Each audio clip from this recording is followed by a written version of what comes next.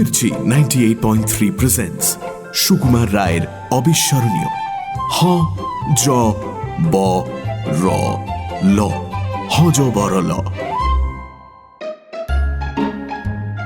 স্বপ্নের দুনিয়ায় আমরা ধরা পড়ে যাই নিজেদের আসল রূপে। হয়তো সেই জন্যই স্বপ্নের দুনিয়ায় লাল নীলের সমস্ত শেড সাদা কালো দেখি। হ্যাঁ, সাদা কালো দেখি, কারণ আমরা সাধারণ মানুষ। সুকুমার রায় এই সাধারণের ভিড় থেকে অনেক দূরে ছিলেন, এখনো থাকেন। তাই তাঁর দুনিয়ায় রুমাল হয় বেড়াল আর কাক কষে অঙ্ক। চরিত্রের নাম দেখেই বুঝতে পারছেন একটা তালগোল পাকানো ঘেঁটে ঘ হয়ে যাওয়া যে সরণির দিকে হাঁটছি তার নাম হজ বর ল। এমনি চোখে দেখলে বাংলা অক্ষরের এই অ্যারেঞ্জমেন্টের কোনো সেন্স নেই, কিন্তু নির্মল মজার খোঁজ পাওয়ার জন্য কোথাও কোথাও সেন্স শব্দটা জলাঞ্জলি দিতে হয়। আর এই কাজটার পথিকৃৎ অন্তত আমাদের কাছে সুকুমার রায়। হজ বড় লকে নতুন রূপ দেবার স্পর্ধা মির্চি 98.3 এর নেই। এই অসামান্য লেখাটি বেতারে কেমন লাগে তা বোঝার একটু চেষ্টা করেছি মাত্র। গল্প পাঠে সোমক, গল্পের সূত্রধার মীর। শুরু হচ্ছে সুকুমার রায়ের হজ বড় ল।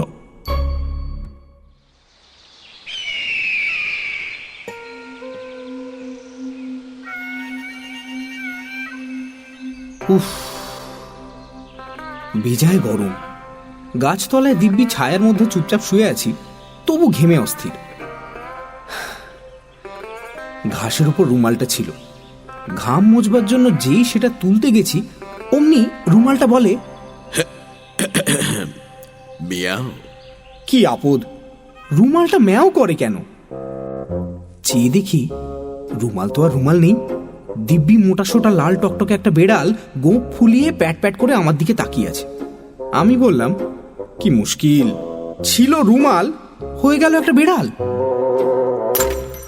অমনি বেড়ালটা বলে উঠল, মুশকিল আবার কি, ছিল একটা ডিম, হয়ে গেল দিব্যি একটা প্যাক প্যাকে হাঁস। এ তো হামেশাই হচ্ছে। আমি খানিক ভেবে বললাম, তাহলে তোমায় এখন কি বলে ডাকবো? তুমি তো সত্যিকারের বেড়াল নও, আসলে তুমি হচ্ছে রুমাল। বেড়াল বলল, বেড়ালও বলতে পারো, রুমালও বলতে পারো, চন্দ্রবিন্দুও বলতে পারো। আমি বললাম, চন্দ্রবিন্দু কেন? শুনে বেড়ালটা তাও জানো না বলে এক চোখ বুজে ফ্যাচ ফ্যাচ করে বিশ্রী রকম হাসতে লাগলো। আমি ভারী অপ্রস্তুত হয়ে গেলাম। মনে হলো এই চন্দ্রবিন্দুর কথাটা নিশ্চয়ই আমার বোঝা উচিত ছিল। তাই থতমত খেয়ে তাড়াতাড়ি বলে ফেললাম, ও হ্যাঁ হ্যাঁ হ্যাঁ হ্যাঁ হ্যাঁ, বুঝতে পেরেছি। বেড়ালটা খুশি হয়ে বলল, হ্যাঁ, তো বোঝাই যাচ্ছে। চন্দ্রবিন্দু চ, বেড়ালের তালবস স, রুমালের মা, হলো চশমা। কেমন হলো তো? আমি কিছুই বুঝতে পারলাম না, কিন্তু পাছে বেড়ালটা আবার সেই রকম বিশ্রী করে হেসে ওঠে, তাই সঙ্গে হ্যাঁ হ্যাঁ করে গেলাম। তারপর বেড়ালটা খানিকক্ষণ আকাশের দিকে তাকিয়ে হঠাৎ করে বলে উঠল, গরম লাগে তো তিব্বত গেলেই পারো। আমি বললাম, বলা ভারী সহজ, কিন্তু বললেই তো আর যাওয়া যায় না। বেড়াল বলল, কেন, সে আর মুশকিল কি? আমি বললাম, কি করে যেতে হয় তুমি জানো? বেড়াল একগাল হেসে বলল, তার জানি না, কলকাতা, ডায়মন্ড হারবার, রানাঘাট, তিব্বত, ব্যাস সিধে রাস্তা, 1.25 ঘন্টা পথ, গেলেই হলো। ও, তাহলে রাস্তাটা আমায় বাতলে দিতে পারো? শুনে বেড়ালটা হঠাৎ কেমন গম্ভীর হয়ে গেল। তারপর মাথা নেড়ে বলল, সে আমার কর্ম নয়। আমার গেছো দাদা যদি থাকতো তাহলে সে ঠিক ঠিক বলতে পারত। আমি বললাম, গেছো দাদাকে? তিনি থাকেন কোথায়? বেড়াল বলল, গেছো দাদা আবার কোথায় থাকবে, গাছেই থাকে। আমি বললাম, তার সঙ্গে কোথায় দেখা হয়? বেড়াল খুব জোরে মাথা নেড়ে বলল, সেটি হচ্ছে না, সে হবার জো নেই। কিরকম? সে কিরকম জানো? মনে করো তুমি যখন যাবে উলু বেড়ে তার সঙ্গে দেখা করতে, তখন তিনি থাকবেন মতিহারি। যদি মতিহারি যাও তাহলে শুনবে তিনি আছেন রামকেষ্টপুরে। আবার সেখানে গেলে দেখবে তিনি গেছেন কাশিম বাজার। কিছুতেই দেখা হবার জো নেই। আমি বললাম, তাহলে তোমরা কি করে দেখা করো? সে অনেক হাঙ্গাম। আগে হিসেব করে দেখতে হবে দাদা কোথায় কোথায় নেই, তারপর হিসেব করে দেখতে হবে দাদা কোথায় কোথায় থাকতে পারে, তারপর দেখতে হবে দাদা এখন কোথায় আছে, তারপর দেখতে হবে সে হিসেব মতো যখন সেখানে গিয়ে পৌঁছবে তখন দাদা কোথায় থাকবে, তারপর দেখতে হবে। আচ্ছা আচ্ছা আচ্ছা আচ্ছা আচ্ছা, তবে তবে সেই হিসেবটা কিরকম? বেড়াল বলল, সে ভারী শক্ত হিসেব, দেখবে কিরকম। এই বলে সে একটা কাঠি দিয়ে ঘাসের উপরে লম্বা আঁচড় কেটে বলল, এই মনে করো গেছো দাদা। বলেই খানিকক্ষণ গম্ভীর হয়ে চুপ করে বসে রইল। তারপর আবার ঠিক তেমনি একটা আঁচড় কেটে বলল, এই মনে করো তুমি। বলে ঘাড় মেকিয়ে চুপ করে রইল। তারপর হঠাৎ আবার একটা আঁচড় কেটে বলল, এই মনে করো চন্দ্রবিন্দু। এমনি করে খানিকক্ষণ কি ভাবে, আর একটা করে লম্বা আঁচড় কাটে আর বলে, আর এই মনে করো তিব্বত। এই মনে করো গেছো বৌদি রান্না করছে। হ্যাঁ, এই মনে করো গাছের গায়ে একটা ফুটো। এইরকম শুনতে শুনতে শেষটায় আমার কেমন রাগ ধরে গেল। আমি বললাম, ধুর ছাই, কি সব আবল তাবল বকছো, একটুও ভালো লাগে না। বেড়াল বলল, আচ্ছা, তাহলে আর একটু সহজ করে বলছি। চোখ বোঝো, আমি যা বলবো মনে মনে তার হিসেব করবে। আচ্ছা। আমি চোখ বুঝলাম। চোখ বুঝেই আছি, বেড়ালের আর কোনো সাড়া শব্দ নেই। হঠাৎ কেমন সন্দেহ হলো। চোখ চেয়ে দেখি বেড়ালটা ল্যাজ খাড়া করে বাগানের বেড়া টপকিয়ে পালাচ্ছে আর ক্রমাগত ফ্যাচ ফ্যাচ করে হাসছে।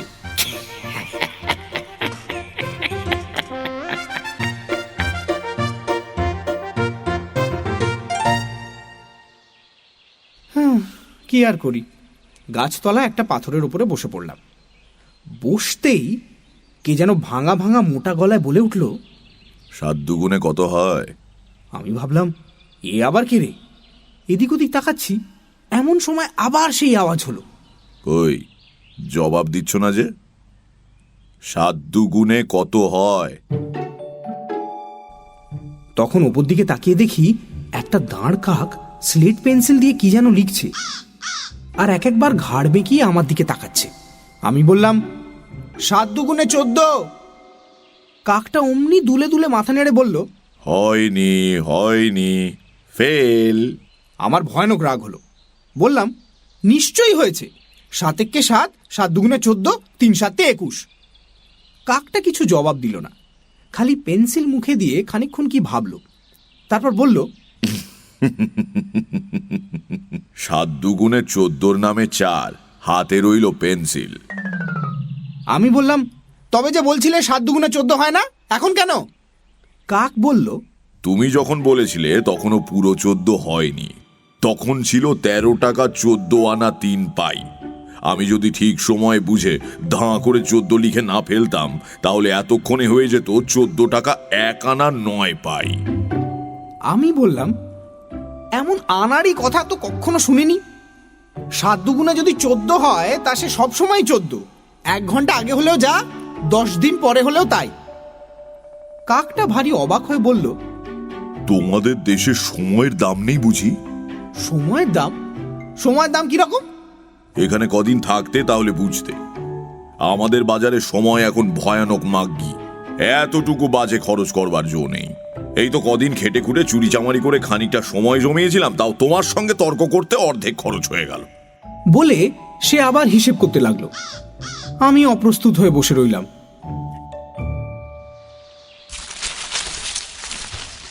এমন সময় হঠাৎ গাছের একটা ফোকর থেকে কি যেন একটা সুরুত করে পিছলিয়ে মাটিতে নামলো।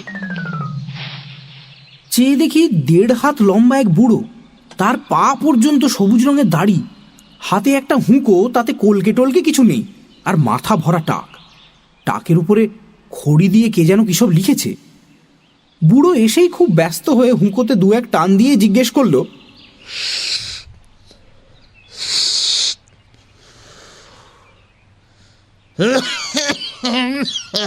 কই হিসেবটা হলো? কাক খানিকক্ষণ এদিক ওদিক তাকিয়ে বলল, এই হলো বলে। বুড়ো বলল, কি আশ্চর্য, 19 দিন পার হয়ে গেল, এখনো হিসেব হয়ে উঠলো না। কাকটা 2-4 মিনিট খুব গম্ভীর হয়ে পেন্সিল চুষল, তারপর জিজ্ঞেস করলো, কতদিন বললে? বুড়ো বলল, 19। কাক অমনি গলা উঁচিয়ে হেঁকে বলল, লাখ লাখ লাখ লাখ 20 লাখ 20 লাখ 20 লাখ 20। বুড়ো বলল, 21, কাক বলল, 22, বুড়ো বলল, 23। কাক বলল, 23.5, 23.5, 23.5। ঠিক যেন নিলেম ডাকছে। ডাকতে ডাকতে হঠাৎ কাকটা আমার দিকে তাকিয়ে বলল, তুমি ডাকছো না যে? আমি বললাম, খামোখা ডাকতে যাব কেন? বুড়ো এতক্ষণ আমায় দেখেনি, হঠাৎ আমার আওয়াজ শুনেই সে বনবন করে 8-10 পাক ঘুরে আমার দিকে ফিরে দাঁড়ালো। তারপর হুঁকোটাকে দূরবীনের মতো করে চোখের সামনে ধরে অনেকক্ষণ আমার দিকে তাকিয়ে রইল। তারপর পকেট থেকে কয়েকখানা রঙিন কাঁচ বের করে তাই দিয়ে আমায় বারবার দেখতে লাগলো। তারপর কোত্থেকে একটা পুরনো দর্জির ফিতে এনে সে আমার মাপ নিতে শুরু করলো আর হাঁকতে লাগলো, খাড়ায় 26 ইঞ্চি, হাতা 26, আস্তিন 26, ছাতি 26, গলা 26। আমি ভয়ানক আপত্তি করে বললাম, এ হতেই পারে না, বুকের মাপও 26 ইঞ্চি, গলাও 26 ইঞ্চি, আমি কি শুয়োর? বুড়ো বলল, বিশ্বাস না হয় তাহলে দেখো না বাবা। দেখলাম ফিতে লেখা টেখা সব উঠে গেছে, খালি 26 লেখাটা একটু পড়া যাচ্ছে, তাই বুড়ো যা মাপে সব কিছু 26 ইঞ্চি হয়ে যায়। তারপর বুড়ো জিজ্ঞেস করলো, ওজন কত? আমি বললাম, জানি না। বুড়ো তার দুটো আঙুল দিয়ে আমায় একটুখানি টিপে টিপে বলল, 250। আমি বললাম, সে কি, পটলার ওজনই তো 21-এর, আর সে আমার চাইতে 1.5 বছরের ছোট। কাকটা অমনি তাড়াতাড়ি বলে উঠল, সে তোমাদের হিসেব অন্যরকম। বুড়ো বলল, তাহলে লিখে নাও, ওজন 250, বয়স 37। আমি বললাম, ধুৎ, আমার বয়স হলো 8 বছর 3 মাস, বলে কিনা 37। বুড়ো খানিকক্ষণ কি যেন ভেবে জিজ্ঞেস করলো, বাড়তে নাকি কমতে? আমি বললাম, সে আবার কি? বুড়ো বলল, বলি বয়সটা এখন বাড়ছে না কমছে? বয়স আবার কমবে কি? আর তা নয় তো কি কেবলই বেড়ে চলবে নাকি? তাহলেই তো গেছি, কোন দিন দেখবো বয়স বাড়তে বাড়তে একেবারে 60, 70, 80 বছর পার হয়ে গেছে, শেষটায় বুড়ো হয়ে মরি আর কি। আমি বললাম, আরে তা তো হবেই, 80 বছর বয়স হলে মানুষ বুড়ো হবে না? বুড়ো বলল, তোমার যেমন বুদ্ধি, 80 বছর বয়স হবে কেন? 40 বছর বয়স হলেই আমরা বয়স ঘুরিয়ে দিই, তখন আর 41, 42 হয় না, 39, 38, 37 করে বয়স নামতে থাকে। এমনি করে যখন 10 পর্যন্ত নামে তখন আবার বয়স বাড়তে দেওয়া হয়। আমার বয়স তো কত উঠলো নামলো, আবার উঠলো আবার নামলো, আবার উঠলো আবার নামলো, এখন আমার বয়স হচ্ছে 13। শুনে আমার ভয়ানক হাসি পেয়ে গেল। কাক বলল, তোমরা একটু আস্তে আস্তে কথা কও, আমার হিসেবটা চটপট সেরে নি। বুড়ো অমনি চট করে আমার পাশে এসে ঠ্যাং ঝুলিয়ে বসে ফিস ফিস করে বলতে লাগলো, একটা চমৎকার গল্প বলবো, দাঁড়াও একটু ভেবে নি। এই বলে তার হুঁকো দিয়ে টেকো মাথা চুলকাতে চুলকাতে চোখ বুজে ভাবতে লাগলো। তারপর হঠাৎ বলে উঠল, হ্যাঁ মনে হয়েছে, শোনো তবে। তারপর এদিকে বড় মন্ত্রী তো রাজকন্যার গুলি সুতো খেয়ে ফেলেছে, কেউ কিচ্ছু জানে না। ওদিকে রাক্ষসটা করেছে কি, ঘুমোতে ঘুমোতে হাও মাও খাও মানুষের গন্ধ পাও বলে হুড়মুড় করে খাট থেকে পড়ে গিয়েছে। ওরে বাবারে, অমনি ঢাক ঢোল সানাই কাশি লোক লস্কর সিপাই পল্টন হই হই রই রই মার মার কাট কাট। এর মধ্যে হঠাৎ রাজা বলে উঠলেন, পক্ষীরাজ যদি হবে তাহলে ন্যাজ নাই কেন? শুনে পাত্র মিত্র ডাক্তার মোক্তার আক্কেল মাক্কেল সবাই বললে, ভালো কথা, ন্যাজ কি হলো? কেউ তার জবাব দিতে পারে না, সবাই সুর সুর করে পালাতে লাগলো।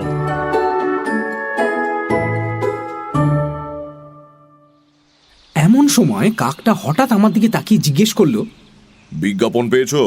হ্যান্ডবিল? আমি বললাম, কই না তো, কিসের বিজ্ঞাপন?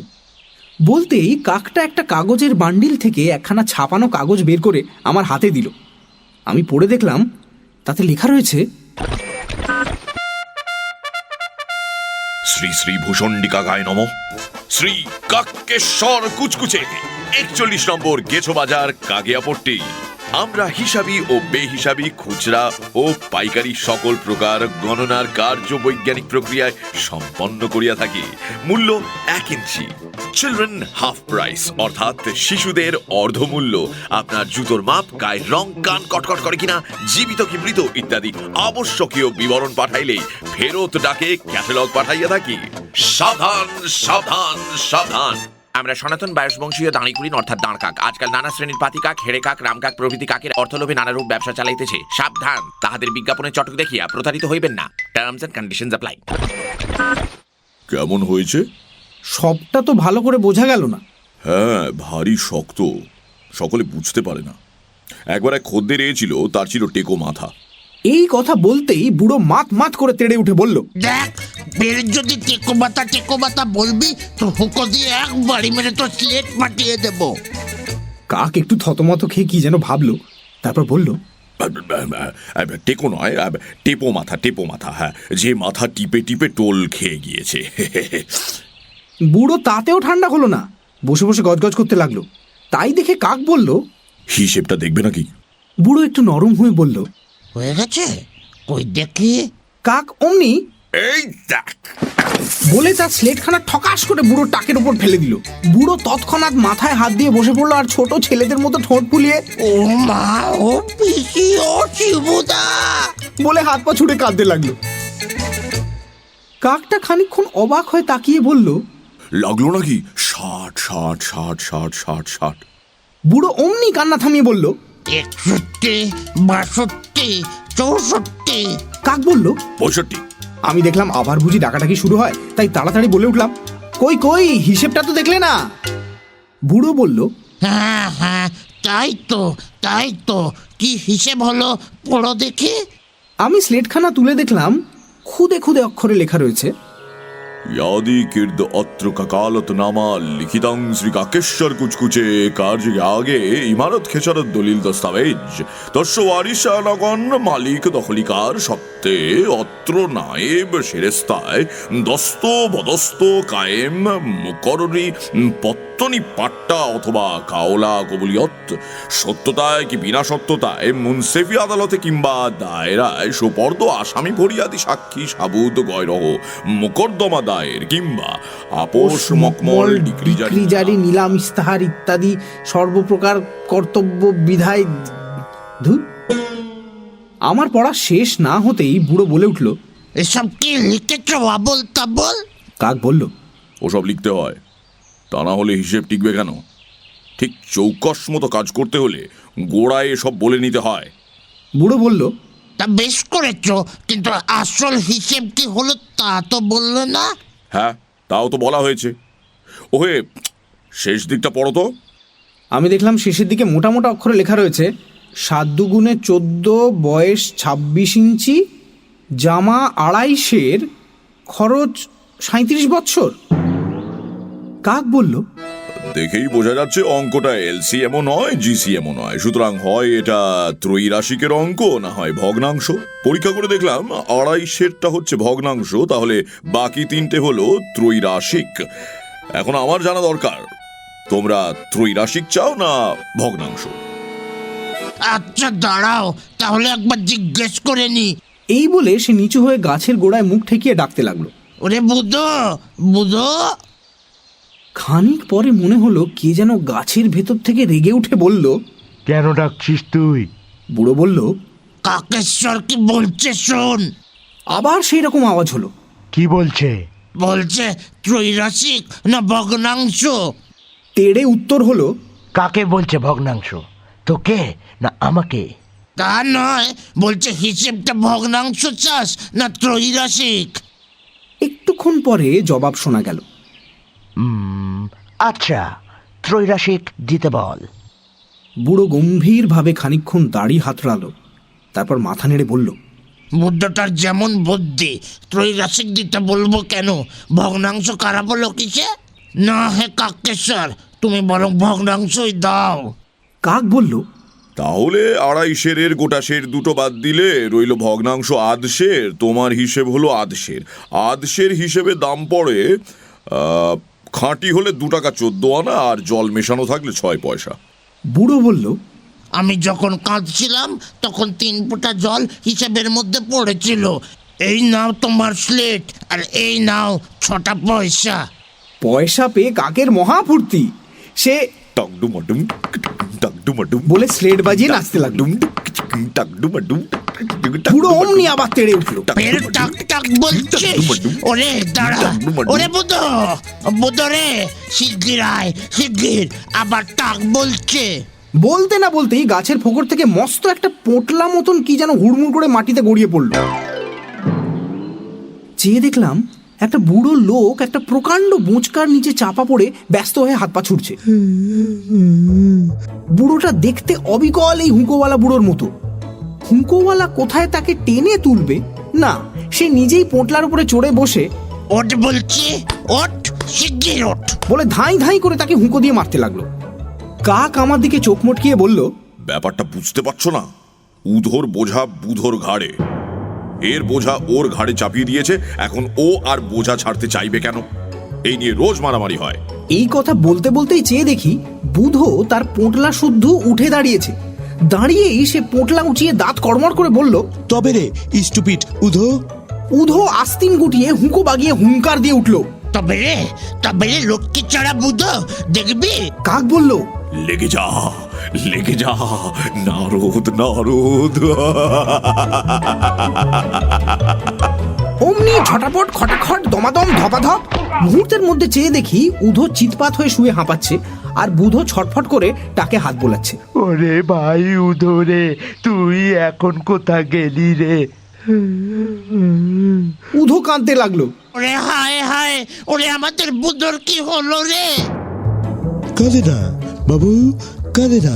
ষাট ষাট ষাট ষাট বাবা আমার, কাঁদে না বাবা, একদম কাঁদে না। তারপর দুজনে উঠে খুবখানি গলা জড়িয়ে কেঁদে আর খুবখানি কোলাকুলি করে দিব্যি খোশ মেজাজে গাছের ফোকরের মধ্যে ঢুকে পড়ল। তাই দেখে কাকটাও তার দোকানপাট বন্ধ করে কোথায় যেন চলে গেল।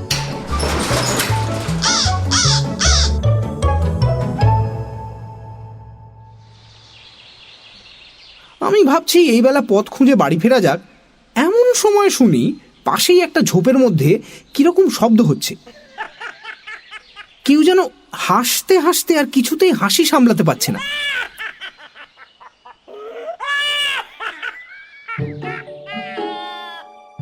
উঁকি মেরে দেখি একটা জন্তু, মানুষ না বাঁদর, পেঁচা না ভূত, ঠিক বোঝা যাচ্ছে না, খালি হাত পা ছুড়ে হাসছে আর বলছে, এই গেল গেল গেল, নাড়ি ভুড়ি সব ফেটে গেল। হঠাৎ আমায় দেখে সে একটু দম পেয়ে উঠে বলল, ভাগ্যিস তুমি এসে পড়লে, তা না হলে আরেকটু হলেই হাসতে হাসতে পেট ফেটে যাচ্ছিল। তুমি এমন সাংঘাতিক রকম হাসছো কেন? কেন হাসছি শুনবে? মনে করো পৃথিবীটা যদি চ্যাপ্টা হতো আর সব জল গড়িয়ে ডাঙা এসে পড়তো, আর ডাঙার মাটি সব ঘুলিয়ে প্যাচ প্যাচে কাদা হয়ে যেত, আর লোকগুলো সব তার মধ্যে ধপাধপ ধপাধপ ধপাধপ আছাড় খেয়ে পড়তো, তাহলে এই বলে সে আবার হাসতে হাসতে লুটিয়ে পড়ল। আমি বললাম, আরে কি আশ্চর্য, এর জন্য তুমি এত ভয়ানক করে হাসছো? সে আবার হাসি থামিয়ে বলল, না না, শুধু এর জন্য নয়। মনে করো একজন লোক আসছে, তার এক হাতে কুলপি বরফ আর এক হাতে সাজি মাটি, আর লোকটা কুলপি খেতে গিয়ে ভুলে সাজি মাটি খেয়ে ফেলেছে। কেন তুমি এসব অসম্ভব কথা ভেবে খামোখা হেসে হেসে কষ্ট পাচ্ছ? হ্যাঁ, না না, সব কি আর অসম্ভব? মনে করো একজন লোক টিকটিকি পোষে, রোজ তাদের নাইয়ে খাইয়ে শুকোতে দেয়। একদিন একটা রাম ছাগল এসে সব টিকটিকি খেয়ে ফেলেছে। জন্তুটার রকম সকম দেখে আমার ভারী অদ্ভুত লাগলো। আমি জিজ্ঞেস করলাম, তুমি কে বলো তো, তোমার নাম কি? সে খানিকক্ষণ ভেবে বলল, আমার নাম হিজি বিচ বিচ। আমার নাম হিচিপিচ বিচ, হিচিপিচ বিচ, হিচিপিচ বিচ। আমার ভাইয়ের নাম হিচিপিচ বিচ, হিচিপিচ বিচ, হিচিপিচ। আমার বাবার নাম হিচিপিচ বিচ, হিচিপিচ বিচ। আমার পিসের নাম হিচিপিচ বিচ, হিচিপিচ বিচ। আহ, উফ, তার চেয়ে সোজা বললেই তো হয়, আমার গোষ্ঠী শুদ্ধ সবাই হিজিবিজ বিজ। সে আবার খানিক ভেবে বলল, তা তো নয়, আমার নাম তকাই, আমার মামার নাম তকাই, আমার খুড়োর নাম তকাই, আমার মেসুর নাম তকাই, আমার শ্বশুরের নাম তকাই। এই, আমি ধমক দিয়ে বললাম, সত্যি বলছো না বানিয়ে বলছো? না না, আমার শ্বশুরের নাম বিস্কুট। আমার ভয়ানক রাগ হলো, তেড়ে বললাম, একটা কথাও বিশ্বাস করি না তোমার। অমনি কথা নেই বার্তা নেই, ঝোপের আড়াল থেকে মস্ত একটা দাড়িওয়ালা ছাগল এসে হঠাৎ উঁকি মেরে জিজ্ঞেস করলো, আমার কথা হচ্ছে বুঝি? আমি বলতে যাচ্ছিলাম না, কিন্তু কিছু না বলতেই তরতর করে সে বলতে লাগলো, তা তোমরা যতই তর্ক করো, এমন অনেক জিনিস আছে যা ছাগলে খায় না। তাই আমি আজ একটা বক্তৃতা দিতে চাই, যেটার বিষয় হচ্ছে ছাগলে কি না খায়। এই বলে সে হঠাৎ এগিয়ে এসে বক্তৃতা দিতে আরম্ভ করলো। হে বালকবৃন্দ এবং স্নেহের হিজিবিজ বীজ, আমার গলায় ঝুলানো সার্টিফিকেট দেখেই বুঝতে পারছো যে আমার নাম শ্রী ব্যাকরণ সিং, বিএ খাদ্য বিশারদ। আমি খুব চমৎকার করতে পারি, তাই আমার নাম ব্যাকরণ। আর সিং তো দেখতেই পাচ্ছ। ইংরেজিতে লিখবার সময় লিখি বিএ, অর্থাৎ কোন কোন জিনিস খাওয়া যায় আর কোনটা কোনটা খাওয়া যায় না তা আমি সব নিজে পরীক্ষা করে দেখেছি, তাই আমার উপাধি হচ্ছে খাদ্য বিশারদ। তোমরা যে বলো পাগলে কি না বলে, ছাগলে কি না খায়, এটা অত্যন্ত অন্যায়। এই তো একটু আগে ওই হতভাগাটা বলছিল যে রাম ছাগল টিকটিকি খায়। এটা একেবারে সম্পূর্ণ মিথ্যা কথা। আমি অনেক রকম টিকটিকি চেটে দেখেছি, ওতে খাবার মতো কিচ্ছু নেই। অবশ্যই আমরা মাঝে মাঝে এমন অনেক জিনিস খাই যা তোমরা খাও না, যেমন খাবারের ঠোঙা, কিংবা নারকেলের ছোবড়া, কিংবা খবরের কাগজ, কিংবা সন্দেশের মতো ভালো মাসিক পত্রিকা। কিন্তু তা বলে মজবুত বাঁধানো বই আমরা কখনো খাই না। আমরা কখনো সখনো লেপ কম্বল কিংবা তোষক বালিশ এসব একটু আধটু খাই বটে, কিন্তু যারা বলে আমরা খাট পালং কিংবা টেবিল চেয়ার খাই, তারা ভয়ানক ভয়ানক ভয়ানক মিথ্যা বলে। যখন আমাদের মনে খুব তেজ আসে, তখন শখ করে অনেক রকম জিনিস আমরা চিবিয়ে কিংবা চেখে দেখি, যেমন পেন্সিল রবার, কিংবা বোতলের ছিপি, কিংবা শুকনো জুতো, অথবা ক্যাম্বিসের ব্যাগ। শুনেছি আমার ঠাকুর দাদা একবার ফুর্তির চোটে এক সাহেবের আধখানা তাঁবু প্রায় খেয়ে শেষ করে ফেলেছিলেন। কিন্তু তা বলে ছুরি, কাঁচি কিংবা শিশি, বোতল এসব আমরা কোনো দিন খাই না।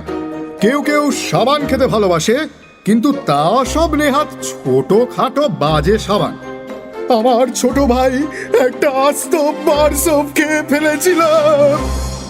বলেই ব্যাকরণ সিং আকাশের দিকে চোখ তুলে ব্যাব্যা করে ভয়ানক কাঁদতে লাগলো।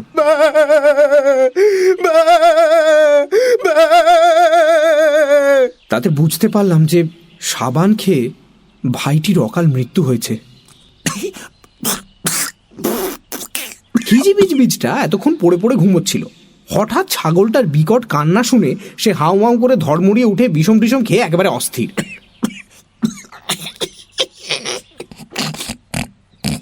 আমি ভাবলাম বোকাটা মরে বুঝি এবার, কিন্তু একটু পরেই দেখি সে আবার তেমনি হাত পা ছুড়ে ফ্যাক ফ্যাক করে হাসতে লেগেছে। আমি বললাম, এর মধ্যে আবার হাসবার কি হলো অদ্ভুত?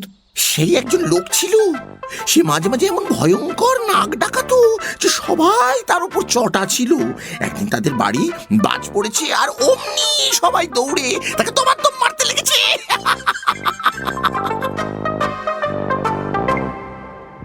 তোর যত সব বাজে কথা। এই বলে যেই ফিরতে গেছি, অমনি চেয়ে দেখি একটা ন্যাড়া মাথা কে যেন যাত্রার জুড়ির মতো চাপকান আর পায়জামা পরে হাসি হাসি মুখ করে আমার দিকে তাকিয়ে আছে। দেখে আমার গা জ্বলে গেল। আমায় ফিরতে দেখেই সে আবদার করে আল্লাদির মতো ঘাড় বাঁকিয়ে দুহাত নেড়ে বলতে লাগলো, না ভাই, এখন আমায় গাইতে বলো না, সত্যি বলছি আজকে আমার গলা তেমন খুলবে না। আমি বললাম, কি আপদ, কে তোমায় গাইতে বলছে? লোকটা এমন বেহায়া, সে তবুও আমার কানের কাছে ঘ্যান ঘ্যান করতে লাগলো। রাগ করলে? হ্যাঁ ভাই, রাগ করলে? আচ্ছা, না হয় কয়েকটা গান শুনিয়ে দিচ্ছি। রাগ করবার কি দরকার ভাই? আমি কিছু বলবার আগেই ছাগলটা আর হিজিবিজবিজটা একসঙ্গে চেঁচিয়ে উঠলো, হ্যাঁ হ্যাঁ, গান হোক, গান হোক, গান হোক, গান হোক। অমনি ন্যাড়াটা তার পকেট থেকে মস্ত 2 তাড়া গানের কাগজ বের করে সেগুলো চোখের কাছে নিয়ে গুনগুন করতে করতে হঠাৎ সরু গলায় চিৎকার করে গান ধরল। লাল গানে নীল সুর, হাসি হাসি গন্ধ। ওই একটি মাত্র পদ সে একবার গাইলো, 2 বার গাইলো, 5 বার গাইলো, 10 বার গাইলো। লাল গানে নীল সুর, হাসি হাসি গন্ধ। এ তো ভারী উৎপাত দেখছি। গানের কি আর কোনো পদ নেই? ন্যাড়া বলল, হ্যাঁ আছে, কিন্তু সেটা অন্য একটা গান। সেটা হচ্ছে অলিগলি চলিরাম, ফুটপাতে ধুমধাম, কালি দিয়ে চুনকাম। সে গান আজকাল আমি আর গাই না। আরেকটা গান আছে, নৈনিতালের নতুন আলু। সেটা খুব নরম সুরে গাইতে হয়। সেটাও না আজকাল গাইতে পারি না। আজকাল যেটা গাই সেটা হচ্ছে শিখি পাখার গান। এই বলেই সে গান ধরল। Ladies and gentlemen, coming at you live, the heartthrob of the nation, the one and only Nera. Thank you. মিশি মাখা শিকি পাকা আকাশের কানে কানে, শিশি বোতল ছিপি ঢাকা সরু সরু গানে গানে, আলা ভোলা বাঁকা আলো আধো আধো, কত দূরে সরু মোটা সাদা কালো, ছলো ছলো ছায়া সুরে। এ আবার গান হলো নাকি? এ তো মাথা মুন্ডু কোনো মানেই হয় না। হিজি বিজ বিজ বলল, হ্যাঁ, গানটা ভারী শক্ত। ছাগল বলল, শক্ত? শক্ত আবার কোথায়? ওই ওই ওই ওই ওই শিশি বোতলের জায়গাটা একটু শক্ত ঠেকলো, তাছাড়া তো শক্ত কিছু পেলাম না। ন্যাড়াটা খুব অভিমান করে বলল, তা তোমরা সহজ গান শুনতে চাও তো সে কথা বললেই হয়। অত কথা শোনাবার দরকার কি? হ্যাঁ, আমি কি আর সহজ গান গাইতে পারি না? এই বলে সে গান ধরল।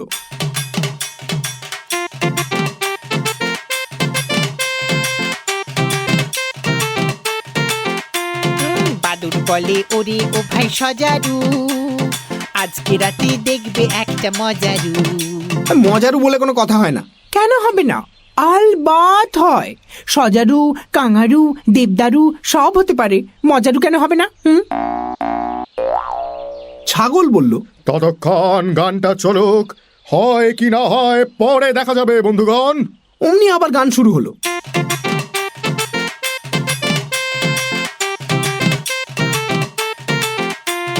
বাদুর বলে, ওরে ও ভাই সজারু, আজকে রাতে দেখবে একটা মজারু। আজকে হেথায় চামচিকে আর পেঁচারা, আসবে সবাই, মরবে ইঁদুর বেচারা। কাঁপবে ভয়ে ব্যাঙগুলো আর ব্যাঙাচি, ঘামতে ঘামতে ফুটবে তাদের ঘামাচি। ছুটবে ছুঁচো, লাগবে তাতে কপাটি, দেখবে তখন ছিন্দি ছাঙা চপাটি। আমি আবার আপত্তি করতে যাচ্ছিলাম, কিন্তু সামলে গেলাম।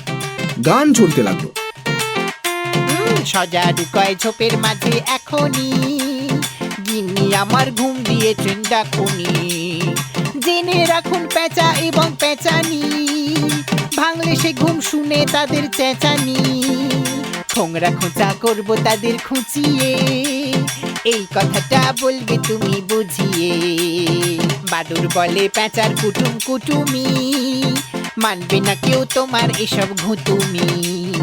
ঘুমোয় কি কেউ এমন ভুষো আধারে, গিন্নি তোমার হোঁতলা এবং হাঁদারে।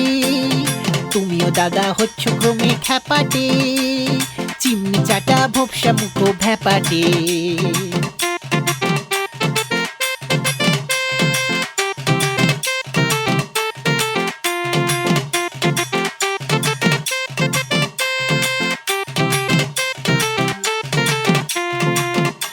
গানটা আরো চলতো কিনা জানি না, কিন্তু এই পর্যন্ত হতেই একটা গোলমাল শোনা গেল। তাকিয়ে দেখি আমার আশেপাশে চারদিকে ভিড় জমে গেছে। একটা সজারু এগিয়ে এসে বসে ফুঁতফুঁত করে কাঁদছে, আর একটা সামলা পড়া কুমির মস্ত একটা বই দিয়ে আস্তে আস্তে তার পিঠ থাবড়াচ্ছে আর ফিসফিস করে বলছে, আই আই কেঁদো না, সব ঠিক করে দিচ্ছি আমি। হঠাৎ একটা তকমা আটা পাগড়ি বাঁধা কোলা ব্যাং রুল উঁচিয়ে চিৎকার করে বলে উঠল, মানহানির মোকদ্দমা। অমনি কোত্থেকে একটা কালো ঝোল্লা পরা হুতুম পেঁচা এসে সকলের সামনে একটা উঁচু পাথরের ওপর বসেই চোখ বুজে ঢুলতে লাগলো, আর একটা মস্ত ছুঁচো একটা বিশ্রী নোংরা হাত পাকা দিয়ে তাকে বাতাস করতে লাগলো। পেঁচা একবার ঘোলা ঘোলা চোখ করে চারদিকে তাকিয়েই তক্ষুনি আবার চোখ বুজে বলল, এই ইউ, নালিশ বাতলাও। বলতেই কুমিরটা অনেক কষ্টে কাঁদো কাঁদো মুখ করে চোখের মধ্যে নখ দিয়ে খিমচিয়ে 5-6 ফোঁটা জল বার করে ফেলল। তারপর সর্দি বসা মোটা গলায় বলতে লাগলো, ধর্মাবতার হুজুর, এটা মানহানির মোকদ্দমা, সুতরাং প্রথমেই বুঝতে হবে মান কাকে বলে। মান মানে কচু। কচু অতি উপাদেয় জিনিস। অনেক প্রকার কচু হয়, যথা মান কচু, ওল কচু, কন্দা কচু, মুখী কচু, পানি কচু, শঙ্খ কচু ইত্যাদি ইত্যাদি। কচু গাছের মূলকে কচু বলে, সুতরাং বিষয়টা একেবারে মূল পর্যন্ত যাওয়া দরকার। এইটুকু বলতেই একটা শেয়াল সামলা মাথায় তড়াক করে লাফিয়ে উঠে বলল, হুজুর, কচু অতি অসার জিনিস। কচু খেলে গলা কুটকুট করে। কচু পোড়া খাও বললে মানুষ চটে যায়। কচু খায় কারা? কচু খায় শুয়োর আর সজারু। সজারুটা আবার ফ্যাঁত ফ্যাঁত করে কাঁদতে যাচ্ছিল, কিন্তু কুমির সেই প্রকাণ্ড বই দিয়ে তার মাথায় এক থাবড়া মেরে জিজ্ঞেস করলো, দলিলপত্র, সাক্ষী টাক্ষী কিছু আছে? সজারু ন্যাড়ার দিকে তাকিয়ে বলল, এই তো, ওর হাতে তো সব দলিল রয়েছে। বলতেই কুমিরটা ন্যাড়ার কাছ থেকে একতাড়া গানের কাগজ কেড়ে নিয়ে হঠাৎ একটা জায়গা থেকে পড়তে লাগলো। একের পিঠে দুই, গোলাপ চাপা জুই, শান বাঁধানো ভুঁই, চৌকি চেপে শুই, ইলিশ মাগুর রুই, গোবর জলে ধুই, পোটলা বেঁধে থুই, হিঞ্চে পালং পুই। কাঁদিস কেন তুই? সজারু বলল, আহা, ওটা কেন? ওটা তো নয়। কুমির বলল, তাই নাকি? আচ্ছা দাঁড়াও। এই বলে সে আবার একখানা কাগজ নিয়ে পড়তে লাগলো। দাঁড়াও। চাঁদনি রাতের পেটনি পিসি, সজনে তলায় খোঁজ না রে, থ্যাতলা মাথা হ্যাংলা সেতা, হাড় কচাকচ ভোজ মারে, চালতা গাছে আলতা পরা, নাক ঝুলানো শাকচুনি, মাকড়ি নেড়ে হাঁকড়ে বলে আমায় তো কেউ ডাকছনি। মুন্ডু ঝোলা উল্টো বুড়ি, ঝুলছে দেখো চুল খুলে, বলছে দুলে মিনসেগুলোর মাংস খাবো টুলটুলে। দূর যাই, কি যে পড়ছে তার নেই ঠিক। ও তাহলে কোনটা? এইটা? দুই দম্বল টোকো অম্বল, কাঁথা কম্বল করে সম্বল বোকা হম্বল। এটাও নয়? তাহলে তাহলে দাঁড়াও দেখছি। নিঝুম নিশুত রাতে, একা শুয়ে তেতালাতে, খালি খালি খিদে পায় কেন রে? কি বলে? ওসব নয়, তোমার গিন্নির নামে কবিতা।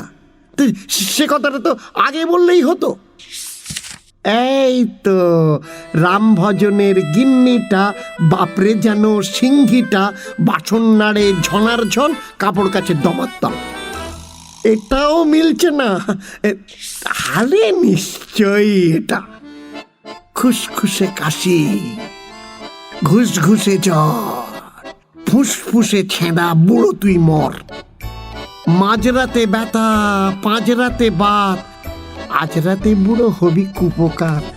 হায় হায়, আমার পয়সাগুলো সব জলে গেল। কোথাকার একা হাম্ম কুকিল, দলিল দিলে খুঁজে পায় না। ন্যাড়াটা এতক্ষণ আড়ষ্ট হয়েছিল। সে হঠাৎ বলে উঠল, কোন গানটা শুনতে চাও? বলো বলো, কোন গানটা? ওই সেই যে বাদুর বলে ওরে ও ভাই সজারু, ওইটা? হ্যাঁ হ্যাঁ। সজারু ব্যস্ত হয়ে বলল, হ্যাঁ হ্যাঁ, সেইটে সেইটে। অমনি শেয়াল আবার তেড়ে উঠল, বাদুর কি বলে? হুজুর, তাহলে বাদুর গোপালকে সাক্ষী মানতে আজ্ঞা হোক। কোলা ব্যাং গাল গলা ফুলিয়ে হেঁকে বলল, বাদুর গোপাল হাজির। সবাই এদিক ওদিক তাকিয়ে দেখল কোথাও বাদুর নেই। তখন শেয়াল বলল, তাহলে হুজুর ওদের সকলের ফাঁসির হুকুম হোক। কুমির বলল, তাকানো তাকানো, আমরা আপিল করব। পেঁচা চোখ বুজে বলল, আপিল চলুক, সাক্ষী আনো, ব্রিং দ্য উইটনেস। কুমির এদিক ওদিক তাকিয়ে হিজিবিজবিজকে জিজ্ঞেস করলো, সাক্ষী দিবি, চারা না পয়সা পাবি? পয়সার নামে হিজিবিজবিজ তড়াক করে সাক্ষী দিতে উঠেই ফ্যাক ফ্যাক করে হেসে ফেলল।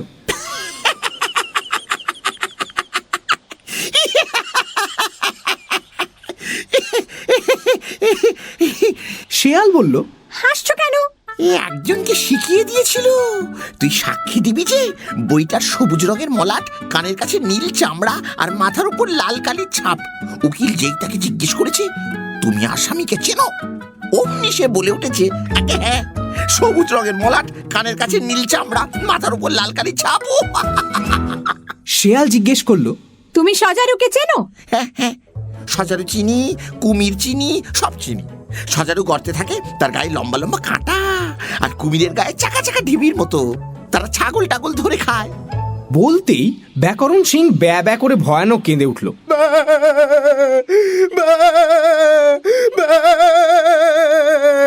আমি বললাম, উফ, আবার কি হলো? ছাগল বলল, আমার সেজ মামার আধখানা কুমিরে খেয়েছিল, তাই বাকি আধখানা মরে গেল, মরে গেল।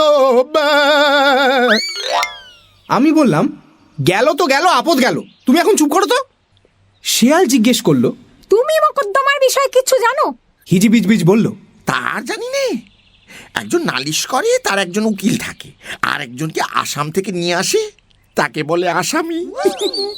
তারও একজন উকিল থাকে, এক একদিকে 10 জন করে সাক্ষী থাকে, আর একজন জজ থাকে, সে বসে বসে ঘুমোয়।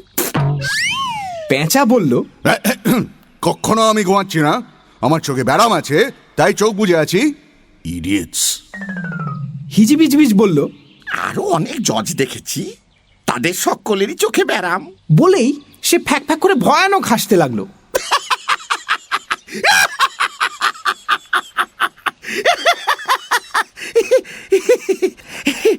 শেয়াল বলল, আবার কি হলো?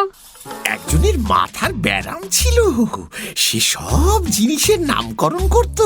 তার জুতোর নাম ছিল অবিমিশ্রকারিতা, তার ছাতার নাম ছিল প্রত্যুৎপন্নমতিত্ব, তার গাড়ুর নাম ছিল পরম কল্যাণ বরিশু। কিন্তু যেই তার বাড়ির নাম দিয়েছে কিং কর্তব্য বিমূঢ়, অমনি ভূমিকম্প হয়ে বাড়িটারি সব পড়ে গিয়েছে। শেয়াল বলল, বটে, তোমার নাম কি শুনি? এখন আমার নাম হিজবিজবিজ। নামের আবার এখন তখন কি? তাও জানো না? সকালে আমার নাম থাকে আলু নারকোল, আবার আরেকটু বিকেল হলেই আমার নাম হয়ে যাবে রামতাড়ু। নিবাস কোথায়? কার কথা বলছো? শ্রীনিবাস। শ্রীনিবাস দেশে চলে গিয়েছে। অমনি ভিড়ের মধ্যে থেকে উধো আর বুধো একসঙ্গে চেঁচিয়ে উঠল, তাহলে শ্রীনিবাস নিশ্চয় মরে গিয়েছে। হ্যাঁ হ্যাঁ, মরে গিয়েছে। উধো বলল, দেশে গেলে লোকেরা সব হোস হোস করে মরে যায়। বুধো বলল, হাবুলের কাকা যেই দেশে গেল অমনি শুনি সে মরে গিয়েছে। শেয়াল বলল, আহ, সবাই মিলে কথা বলো না, ভারী গোলমাল হয়। এই শুনে উধো বুধোকে বলল, ফের যদি সবাই মিলে কথা বলবি তো তোকে মারতে মারতে সাবার করে দেব। বুধো বলল, আবার যদি গোলমাল করিস তাহলে তোকে ধরে একেবারে পোটলা পেটা করে দেব। শেয়াল বলল, হুজুর, এরা সবাই পাগল আর আহাম্মক, এদের সাক্ষীর কোনো মূল্য নেই। শুনে কুমির রেগে ল্যাজ আছড়িয়ে বলল, কে বলল মূল্য নেই? দস্তুর মতো চারানা পয়সা খরচা করে সাক্ষী দেওয়ানো হচ্ছে। বলেই সে তক্ষুনি ঠক ঠক করে 16টা পয়সা গুনে হিজবিজবিজের হাতে দিয়ে দিল। অমনি কে যেন ওপর থেকে বলে উঠল, 1 নম্বর সাক্ষী, নগদ হিসেব, মূল্য 4 আনা। চেয়ে দেখলাম কাক্কেশ্বর বসে বসে হিসেব লিখছে। শেয়াল আবার জিজ্ঞেস করলো, তুমি এ বিষয়ে আর কিছু জানো কি না? হিজিবিজবিজ খানিক ভেবে বলল, শিয়ালের বিষয়ে একটা গান আছে, সেইটা জানি। কি গান শুনি? আয় আয় শিয়ালে বেগুন খায়, তারা তেল আর নুন কোথায় পায়, তেল আর নুন কোথায় পায়? আয়। থাক থাক থাক, সে অন্য শিয়ালের কথা, তোমার সাক্ষী দেওয়া শেষ হয়ে গিয়েছে। এদিকে হয়েছে কি, সাক্ষীরা পয়সা পাচ্ছে দেখে সাক্ষী দেবার জন্য ভয়ানক হুড়োহুড়ি লেগে গিয়েছে। সবাই মিলে ঠেলাঠেলি করছে। এমন সময় হঠাৎ দেখি কাকেশ্বর ঝুপ করে গাছ থেকে নেমে এসে সাক্ষীর জায়গায় বসে সাক্ষী দিতে আরম্ভ করেছে। কেউ কিছু জিজ্ঞেস করার আগেই সে বলতে আরম্ভ করলো, শ্রী শ্রী ভূষণ্ডিকাগায় নমঃ। শ্রী কাকেশ্বর কুচকুচে 41 নম্বর গেছো বাজার কাগিয়াপটি। আমরা হিসেবি ও বিহিসেবি খুচরো পাইকারি সকল প্রকার গণনার কাজ। বাজে কথা বলো না, যা জিজ্ঞেস করছি তার জবাব দাও। কি নাম তোমার? কি আপদ, তাই তো বলছিলাম, শ্রী কাকেশ্বর কুচকুচে। নিবাস কোথায়? আর বললাম যে কাগিয়াপটি। সে এখান থেকে কত দূর? তা বলা ভারী শক্ত। ঘন্টা হিসেবে 4 আনা, মাইল হিসেবে 10 পয়সা, নগদ দিলে 2 পয়সা কম, যোগ করলে 10 আনা, বিয়োগ করলে 3 আনা, ভাগ করলে 7 পয়সা, গুণ করলে 21 টাকা। আর বিদ্যে জাহির করতে হবে না, জিজ্ঞেস করি তোমার বাড়ি যাবার পথটা চেনো তো?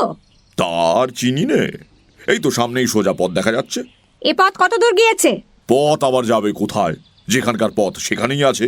পথ কি আবার এদিক ওদিক চড়ে বেড়ায়, না দার্জিলিং হাওয়া খেতে যায়? তুমি তো ভারী বেয়াদব হে। বলি, সাক্ষী দিতে যে এসেছো, মোকদ্দমার কথা কি জানো? খুব যাও। এতক্ষণ বসে বসে হিসেবটা করলো কে? যা কিছু জানতে চাও আমার কাছে পাবে। এই তো প্রথমেই মান কাকে বলে? মান মান মান মানে কচুরি। কচুরি 4 প্রকার: হিঙের কচুরি, খাস্তা কচুরি, নিমকি আর জিবে গজা। খেলে কি হয়? খেলে শেয়ালদের গলা কুটকুট করে, কিন্তু কাকেদের করে না। তারপর একজন সাক্ষী ছিল, নগদ মূল্য 4 আনা। সে আসামে থাকতো, তার কানের চামড়া নীল হয়ে গেল, তাকে বলে কালা জ্বর। তারপর একজন লোক ছিল, সে সকলের নামকরণ করত। শিয়ালকে বলতো তেলচোর, কুমিরকে বলতো অষ্টাবক্র, পেঁচাকে বলতো বিভীষণ। কি বলছে মিথ্যা কথা, হুশ। বলতেই বিচার সভায় একটা ভয়ানক গোলমাল বেঁধে গেল। কুমির হঠাৎ খেপে গিয়ে টপ করে কোলা ব্যাংকে খেয়ে ফেলল।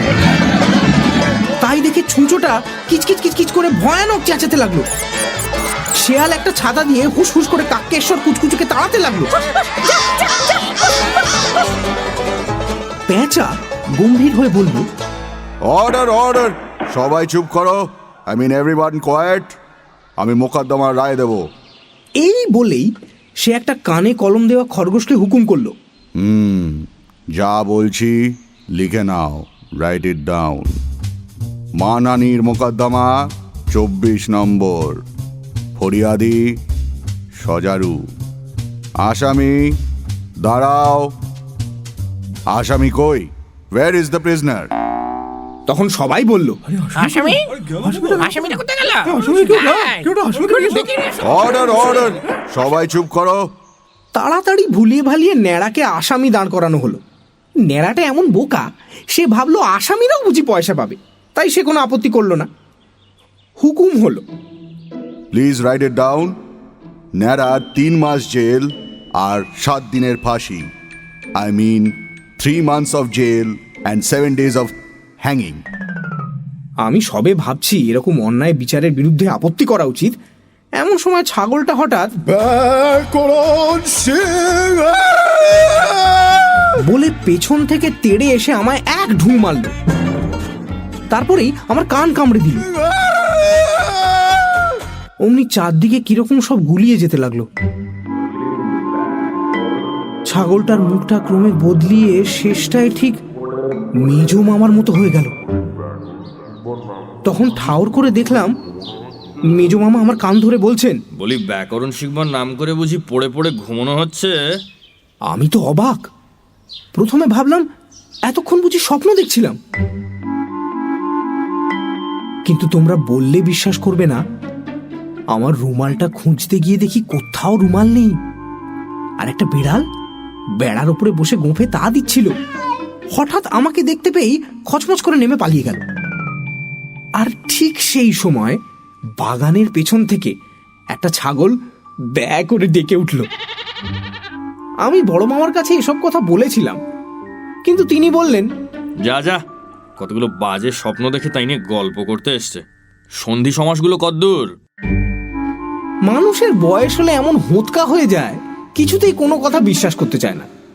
তোমাদের তো এখনো বেশি বয়স হয়নি, তাই ভরসা করে তোমাদের কাছেই এইসব কথা বললাম।